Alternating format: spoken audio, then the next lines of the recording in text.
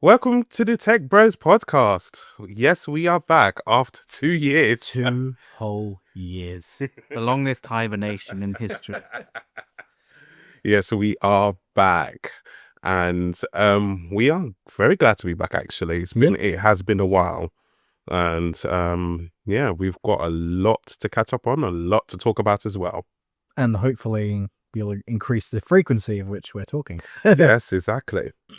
Also, we're in person. We did, I think the last one we did was in person, though. Yes, it was. It was at your... Was it my place? Yes, it You're was. still living there, by the way? No, I don't live there. No? Where are you living now? Here in London. Okay, nice. So this is the funny check now. So Raj was living outside of London. He's now moved back to London, and I've moved out of London. Yep. So basically, we just done this switcheroo. So yeah, I live just on the outskirts of London. Yeah, outskirts of London. Policy 3 Lane. Yeah. The postcode is... Yes. X. It's okay. We'll give Roger's PO box at the end of the podcast. Oh, PO box. We're not really coding. Oh, imagine if I had a P.O. box. Oh, can you imagine? Yeah. Yeah. No, actually, enough. I might have had one previously. Which boy vibes? Yeah, exactly. But yes, a lot has gone on, a lot has changed, and yeah, as I said, we are happy to be back, and hopefully we will be doing a lot more content over the next couple of months. Mm-hmm. Mm-hmm. Yeah. So that with that being said, Raj, What are you looking at me for? Yeah. The first topic. first topic. Oh, yeah. So, yeah, I guess like since the last time we spoke, there's been stuff happening in lots of different fields in tech. Yeah. Oh, yeah. But specifically, we'll talk about video games this time, and then in the next episode, or perhaps the one after that, we'll talk about other things, Yes. such as AI. Which we covered before, but that was in its infancy as well. So look out for that one, right? Oh, I mean, yeah, and that's just how much things change in 2 years, right? A crazily amount of... Like we need to switch to daily podcasts because things can change. Exactly. By the time we finish recording today, it's all gonna change. It's gonna change. Yeah. Yeah. That's true. So we just leave the mics on. Just keep talking. But yes, in terms of video games, so the kind of big thing is that the Switch 2 has been announced. Mhm. Yeah. It's coming out in the summer, I believe. Or actually, have they announced the date? They have announced the date. Yeah. They've announced it for June the 5th. June 5th. And that's for UK, or is that worldwide release? That is worldwide. Cool. Yeah. The other controversies around the Switch 2. I'm not a big... I haven't played Nintendo since Game Boy Advanced. Boy. Well, then it was at Nintendo 64. Yeah. Wow. Yeah. God. But That's been a while. But yeah, I think that the big thing is that I think people are generally kind of happy with the stuff that was announced. The fact that it is a Switch 2, that it is basically just, the Switch was very successful Yeah. and people liked it. They wanted just that, but better, a little bit more powerful, slightly bigger screen, Yeah. ergonomically better, Yeah. build quality and that sort of thing. So everyone's like happy with that, Yeah. but it's mainly the costs of it that is causing problems. That's Just the cost, or have you heard what happened recently? what's the recent thing? Oh, Oh no, this okay. is good. Actually, that's curveball. What's your thing? Okay, so Nintendo have essentially mentioned. Sorry to derail you. No. You might find this interesting. So hey, go. So I think like a couple of days ago, or at least in the last, I'll say, last week, there's been a lot of videos circulating on social media, specifically TikTok, about the end user agreement between the user purchasing the Switch 2 and Nintendo. And essentially, I might be wrong a little bit. Completing this from my head, paraphrasing here. But the consensus is that if you were to say, modify your Switch to, you could be breaking the end user agreement with Nintendo, and they can remotely deactivate your Switch and also any of the games that you're essentially purchasing you don't own, which isn't a new concept with a lot of games developers recently. But essentially you're purchasing the serial code. So all of the actual cassettes or whatever you call them, the cartridges you get, don't actually contain game information, and Switch 2 is rumored to have to be required to be connected to the internet all the time. So Nintendo can shut down your stuff if you're misusing the Switch 2, which has caused a lot of controversy. I don't know how accurate that is or how blown out proportion it might be, but there's a lot of concern from Nintendo users about the end user agreement. Essentially, you're purchasing something that A, can be taken away from you via deactivation, and B, you don't again own or have access to those games. So your cartridge essentially has a license key that lets you access that game and play that game. So there's a lot of weird stuff around it, which I think. I mean, that's not. I guess that's been part of the industry for a while. That you're essentially paying for a license to use this with online games, but also with physical games too. Really? I mean, you have like, for example, games that might have a disc, but you put the disc into the console and then it's downloading the game. There's actually nothing really on the disc. Very true. Yeah, Very true. I mean, that's. But I'm not like a new gen gamer too, so Yeah, like sure. this is quite an area that I'm not 100% privy to. The last console I had was a PS4. Yeah, but that's definitely been part of the industry. I mean, the whole thing around modding your console and them shutting it down. I think Nintendo's always been very against that. Yeah. They don't want people. Don't get me wrong, I'm not consoles. against them Yeah. having control. I think the concern, I think the concern surrounding users is, well, what metrics are you using to measure if a device has been modified, in what way? And obviously, if it's deactivated, you essentially have got a user's device. So it's not really your property. It's not your property. It's Nintendo's property. I think that's how it's been worded, that, just because you buy the Switch 2 doesn't mean it's yours. And this is something I'm kind of seeing and hearing a lot more in the games industry, which is causing lots of controversy, especially with lots of developers. But I've got something more on that later on, but I'll let you move on. I'm just thinking though that if you're supposed to have a console that has to be connected to the internet at all times, what happens if you're like in a place that's not got internet, or you've taken it abroad, you haven't got internet, or you're in a remote area that there's no internet? So this is again something, a question that's been raised. It's like, well, if it needs internet access in order to play these games, are those games being downloaded to the device, or does it need the internet to use? As a portable games console, it's supposed to be portable. It's supposed to be portable. that's the So thing, if you require an internet connection, can you play it on the plane?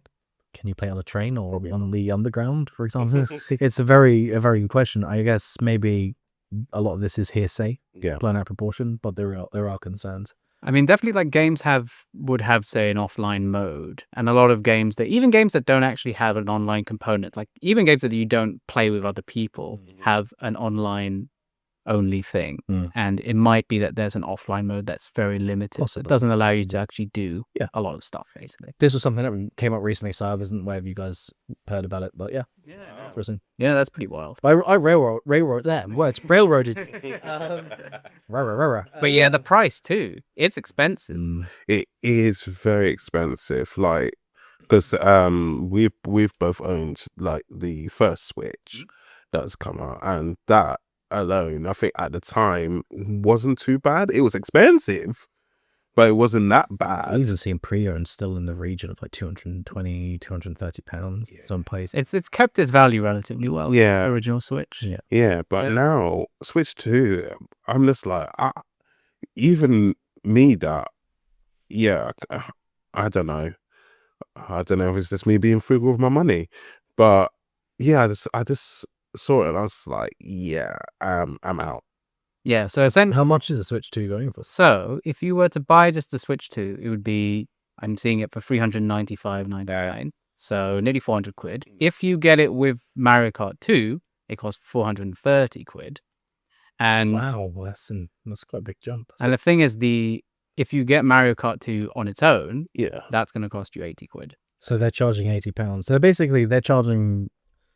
Wow. Okay. Yeah. So you could, and they're doing the same for PlayStation for 5 games, and Xbox games. They're still about £80 Well, no. So AC is kind of the new frontier, as it were, for prices in terms of it costing that much for a game. And it's almost like I think the industry has seen that and gone, well, if they've done it, we can do it too. So Xbox has raised the price of their console by 100 quid. And then people are now saying that GTA 6, when that comes out, Yeah. is rumored to be £100 or $100. Which, because it's a big game, they feel like they can warrant it. They can warrant it, and also they've seen another company put a price up and they've gone, okay, well, they've done it, so we can do it too, basically. Yeah. What's really frustrating is it's almost corporate greed, really, isn't it? Because It is. they're charging basically the same price for some games Yeah. for online versions as well as the physical media, which again is kind of diabolical when you think, oh well, sure, I don't mind paying more for the physical because I'm getting a physical game, but like, why you charge me the same for a digital delivery? Doesn't feel like it's warranted. But I guess this is a debate, and this is something that's really upsetting a lot of gamers. I know a few. Don't profess to be a gamer, but I know a few people who are gamers, and this is like a touchy subject for you.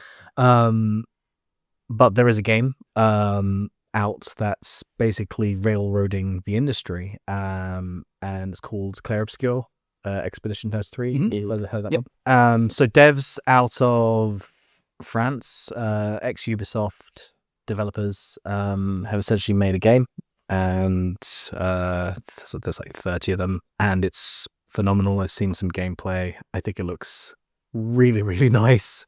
There's definitely like a consensus among gamers about it being like, you could tell it's been made with love. And Ubisoft have had issues releasing their new, what's that game? The one where you run around in a hood and you climb buildings and stuff. Assassin's Creed, yeah. Because there's controversy around them doing one based in Japan or something like that. So, and it's not been viewed favorably, apparently. So, yeah, there's been like a huge, and it's going for like $50. Oh wow. Yeah, they do it for $50, and it's a phenomenal game, and it's had like nearly 10 out of 10, 5 out of 5 Cool. ratings across the board by lots of different gaming communities. Yeah. I mean, it's definitely like there needs to be a rethinking of the way that games are funded, in that it's unsustainable to try and chase games looking, as incredible as possible, because it takes a lot of money to develop. That's it. Well, Switch 2 games hardly look like they are, they're running through Unreal Engine or anything. No, I mean, no, they they look does it better. warrant the same price, or is it about effort here? I think Nintendo's always had this self-perception that they give off of this seal of quality that they have, because it's Nintendo. Yeah. They can afford The name. Yeah. the name carries on. I don't think graphics alone carries a game. I think it's about whether you enjoy the games, and the target market for Absolutely. Nintendo is way different than PlayStation, Sony, and Microsoft. So you could warrant that they're in a league of their own to some degree. Yeah. And they create almost a scarcity, in the sense that if you want to play the newest Mario game, you have to go to them. Yeah. Whilst even now, like Microsoft is releasing Gears of War on PlayStation, they're starting to bring some of their franchises onto other consoles. Yeah. So it's almost like there's lots of options now if you want to play a Microsoft game. I will be happy the day they bring Microsoft Flight Sim onto a PlayStation. I will run That would be great. happiest man alive. Yeah. That's probably the only thing I spend time doing now is playing Flight Sim. That's the closest to gaming I get, which is A lot of people, I know a lot that play the same thing, and they say, yeah, that's what all they do. Have you tried it yet? No, I haven't. No. Yeah, I haven't. Oh, that'd be fun to see you try it. Mm-hmm. As a airline industry worker. Oh god. Well, if anyone wants to try a game for free and in the browser, this is not sponsored by them by any shape or form, but this is what I use because I don't have a gaming PC or a Microsoft PC or whatever. GeoFS is an open source game, and it's pretty awesome. It's like £8 a year for the HD version. You get the you think it was Bing or it was something else, Open Maps or something like that, who provide the the world essentially. You can fly all sorts of planes, and it's pretty good. I have fun with it. It's definitely brushed me up, so I'm ready for Microsoft Flight Sim when I get a hold of it. Wow. Are you gonna get one of those? Already got one. Oh, you've Wow. got the whole already setup. got. I'd love the Thrustmaster with the actual yoke. Yeah, the yoke and stuff. But I've just got the joystick one. But it's just the same. I just have to. It just takes the illusion away when you're flying a Boeing plane with a joystick, because it's usually Yeah. Yeah. Airbus that use Airbus, the side sticks. Yeah. Nice So, flicks, yeah. Ah. but All right. yeah, I do want a yoke, and I want the pedals to Quick the rudders. quick handbrake turn in the air. Although saying that, although I haven't played Flight Sim, I've actually been in the actual sim. Oh yeah. Yeah. Well, back in the days when I was living in London, Back in it was called the Emirates Aviation Experience. that was by the O2 Arena. Just on the other side of O2.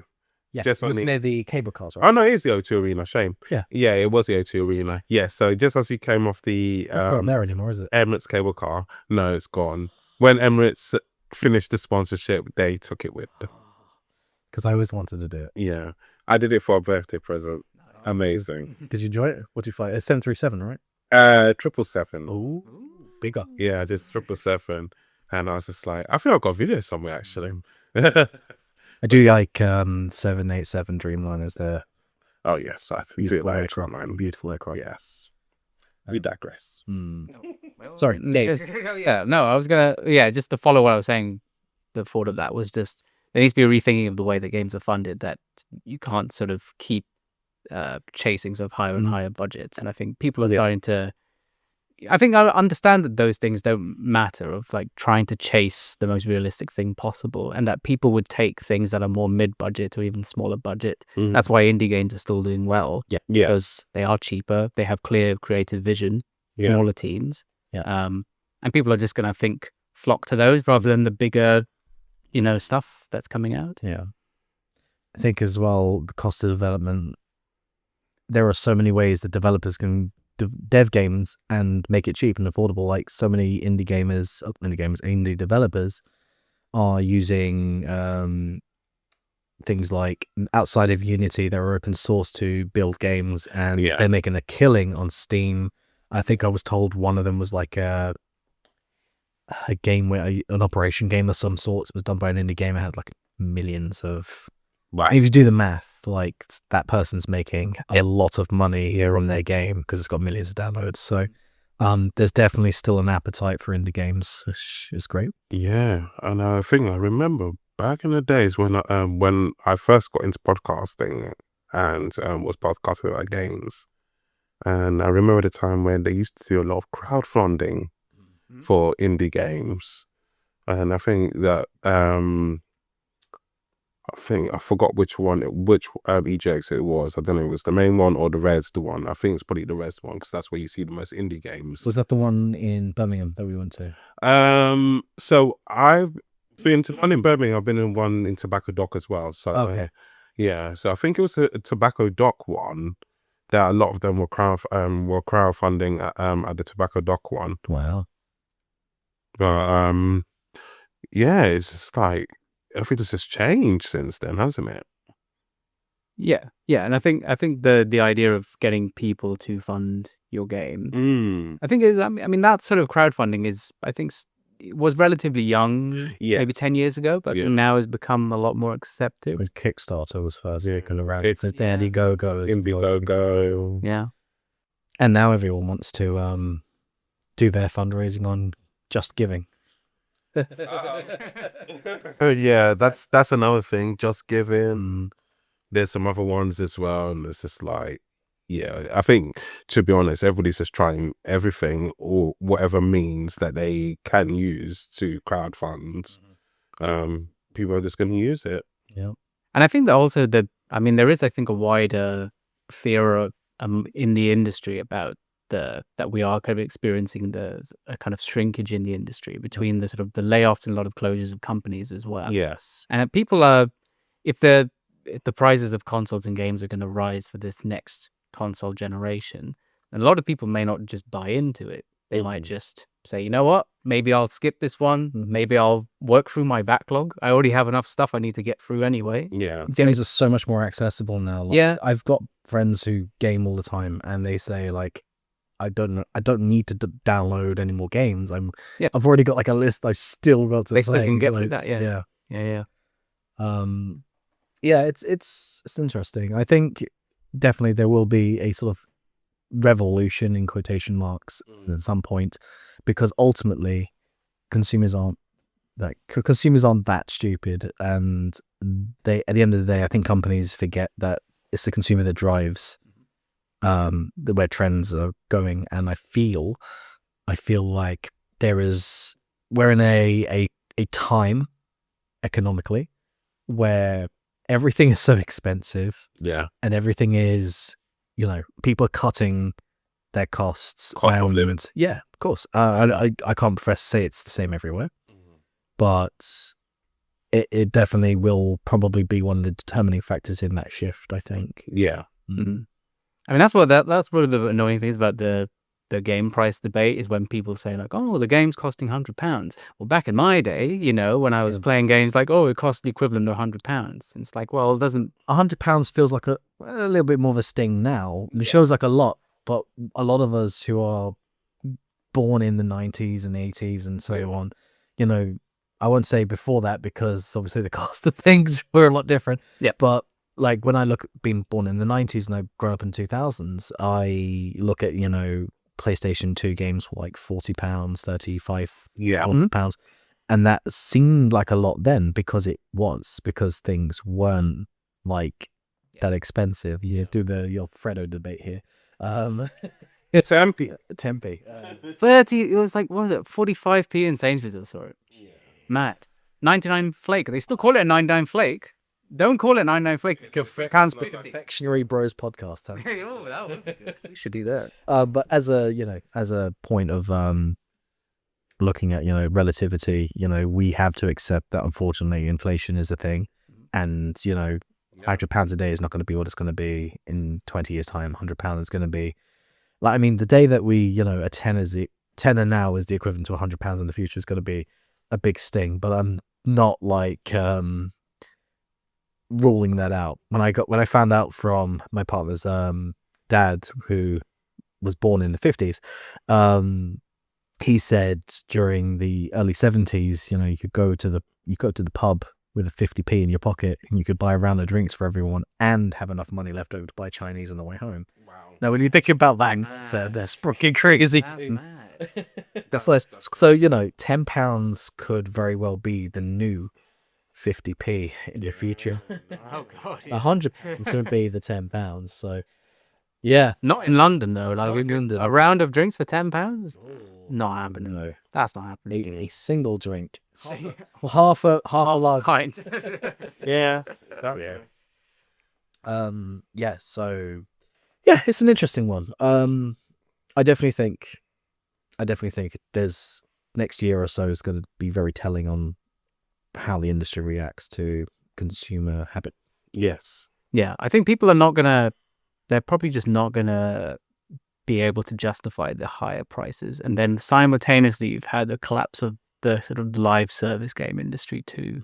So free games, which on the surface sounds appealing. Like people will go to that because they realize, oh, I can play a game for free. Microtransactions then become an issue. Yeah. So then you have to fund the stuff somehow. You have to fund development somehow. But it also means you have to keep up a constant mill of new content. And ultimately, that's not sustainable, especially if you just don't get a big, good player base early on. You have a few success stories like Fortnite. But not only that, hardware changes happen so frequently now that games need to be maintained in order to work on new machines. So if something is free and it costs money to make, and it does, how's that going to be maintained? So yeah, this is where I think the monopoly on huge developers, this is where they always exceed, because they'll always have heavy investment return.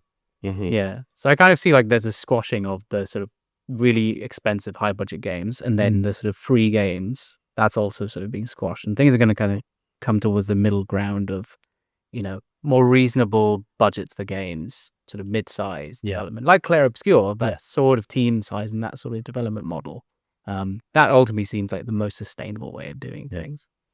Apologies to any listeners who can hear children screaming in the background. So you hear that there? Yeah, I can hear everything. I've got children downstairs. No, they're not my children, but Yeah, no, you should clarify. Almost. they're not my children. No. Yeah. I mean, we mentioned earlier on. So you mentioned earlier on, Raj. Grand Theft Auto 6. Mm-hmm. We kind of got to talk a little bit about it, right? Mm-hmm. Sure. I mean, they've finally announced. They pushed it back, but they finally announced it. I mean, so a part of me. How do I put this? I'm excited, but it's been so long and anticipated that I saw the trailer and I wasn't massively moved by it. See, that's the problem. When you start pushing things back, then people are just going to start losing interest. I'm not against that. It's just how long it's been pushed back. Like, this game needs to be blowing Yes. expectations when it comes out. But GTA 5 was 2013, was it? Yeah. Something like that? Okay, yeah. So it's So- been 12 years. It's a long time. And the trailer came out. It didn't really show any gameplay. They kind of just been showing cutscenes and stuff, and it's not really given anything more. And I wanted more. I guess I'm just desperate. And as anything aside from the leaks, Yeah. that's it. The leaks happened last year. I think it was last year. It's a bit odd because I think everyone has an idea of what GTA gameplay looks like. Yeah. But we just want to see Yeah, sure. how far it's come since 5, Yeah. which was 2000. You said 2013. 2013, I think. Yeah. Wow. Yeah, it's a long time. It's ago. been a long time. Yeah. So yeah, I mean, nothing more to go on that other than what we've seen. But I just hope, I just hope it is everything I hoped for and more. And it will be the thing that will push me and tip me to buy PlayStation 5 because I've not gone and plunged yet. Yeah. Don't get time to play. I've got 2 children and a full-time job and side hustles. So it's a lot. So, but I will 100% take 2 weeks off of work to play that game. And it is like, it's such a huge release. The fact that I think like the fact of like when they release that game, every other game and every other developer is going to like avoid it. They're saying, don't release your game around this time because they know they will get There's no point. Yeah, they know they're going to get blown out, right? And not only that, like Grand Theft Auto games historically have been world record breaking releases. So I definitely know that Rockstar know that they've got just the biggest. Even if they threw everything shit into it, they know that there's excuse my language, but they're going to buy it. People are just like, I'm going to buy it. And I hope it is everything I hope for. Like, I love the games.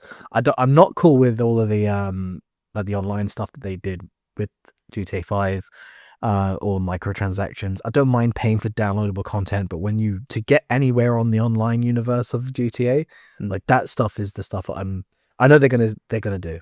But I'd like to hope that the game is a bit more just a bit more welcoming. yeah, they're probably waiting for the right moment to show gameplay because they know that once they show it, that's kind of like the first thing, and they're sort of That's it. probably thinking carefully about how to show it and that sort of thing. I was going to follow up the GTA Online thing and say, have you seen Grand Theft Hamlet? No. It's a documentary film about these guys who tried to stage a production of Hamlet in GTA Online, Oh, hell no. and it was during lockdown. I'll have to look into it. Yeah, they hold like auditions of like random people for like different parts. Like, because there's these two like Shakespearean actors, Yeah. but who also happen to play GTA. Yeah. Weird Venn diagram, but yeah, it's very good. I recommend. When is GTA 6 coming out? They said I think next February. February, is it? Something like that. February, March time Yeah, next year. Wow. So yeah, 2026 will be a very interesting year for gaming. and every other developer's like, don't release in February. Get it? Yeah. And if you're thinking of getting it, save your money. Yeah.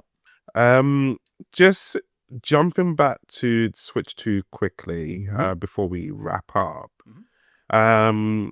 So Nintendo's actually made measures for selling the Switch 2 in Japan.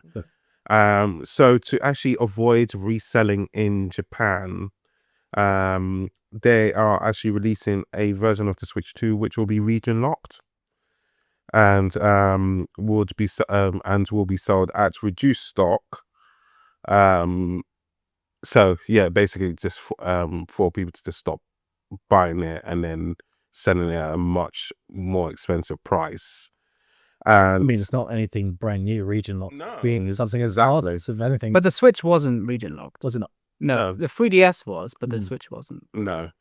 So yeah. Clearly, Switch was a testing ground for non-region locked consoles, and it's not gone well for them, I guess. Well, I mean, I guess like the whole reselling thing. Like I remember when everyone was trying to get a Switch during lockdown, myself included, when Animal Crossing was out, and that was just like the thing. Like that was the time. That was the time to get it, right? Yeah. That time was crazy. Yeah. I mean, it's probably the reason why you mentioned earlier on. It's held its value pretty amazingly, even at Yep. resale price. So, I'm genuinely hoping that the Switch will come down in price because I'd like to play it. Like it's something to play on the go, but I just could never justify. Yeah. I don't know if the Switch Lite is cheaper because that's the one that doesn't plug into your TV. That's the I want one that would plug into the TV. I like if I'm going to play a game with like the kids or Yeah, Yeah. friends. Then it's better to be. That would be Yeah. my motivation for getting it. Yeah. Mm. And for those that want a lock-free version, they will have to get it from the Nintendo online store. Ooh. That's how they're trying to manage stock that way. So Interesting. very interesting And what- indeed. Is there a price difference? Like, what's the price difference? I don't know, to be honest. I would assume that there probably would be a slight price difference for region locked and a region free. I don't know. but wouldn't that just depend on whatever the Japanese price of it is? Yeah, that would be the Japanese price. So, Which, by the way, if you're in the UK, you will get more bang for your buck with current exchange rates. So yes, that's very true. That's a very really 200 yen to the pound is been quite consistently over the last year. Certainly has been for me with buying Japanese yen. So I recently went to Japan. did you? I did. Ooh, where'd you go? I went to Tokyo and Kyoto and Osaka and Hiroshima. Oh, wow, wow, nice. all over the place. I only go to Kyoto, well, via Osaka, but I go to Kyoto. And do you have a good time? It was great. Yeah, Kyoto is lovely. It's a great place. Did you go to all the gaming stores and stuff? Did go to some of them, yes. Yeah. But actually, when you go around there, you realize that people do like it's more popular there. You have, you have billboards on trains, and people are just out and about playing games more there than they are, say, here in the UK. Yeah. I still find how amazingly well kept old games, consoles. The place I went to in Osaka, and it was, they had wall to wall of pre-owned used consoles dating right back to like the original Game Boy, Wow. and they were in immaculate order. Yeah. So impressive. They look after them, yeah. They do. Yeah. Yeah. This is the thing about region locking, because when I was in Japan, I went to a game store and there were some 3DS games I was looking for that are, I guess, like relatively rare. Like I can't find them very easily here. And they were a decent price there, but it's region locked. Yeah. I can't play them online. Which then brings you back to the question, why is Nintendo so angry about modifying consoles? Well, I guess that's probably a reason why, it's to prevent people from doing what you really wanted to do. And you could modify your 3DS, right? And yes. or learn Japanese. learn Japanese. Yeah. But Nihongo ga wakarimasen. So, Sumimasen. yeah. So no, this has been an interesting topic. Yeah, do we have anything to say else on the matter, or should we wrap it up here, boys? I think we're good to wrap up. Yeah, sure. Why not? Yeah. So, thank you for listening to this episode. As always, we would like you to like, share our content as well. Also, you can listen to this podcast on Spotify and also via infinitycast.co.uk as well. Yeah.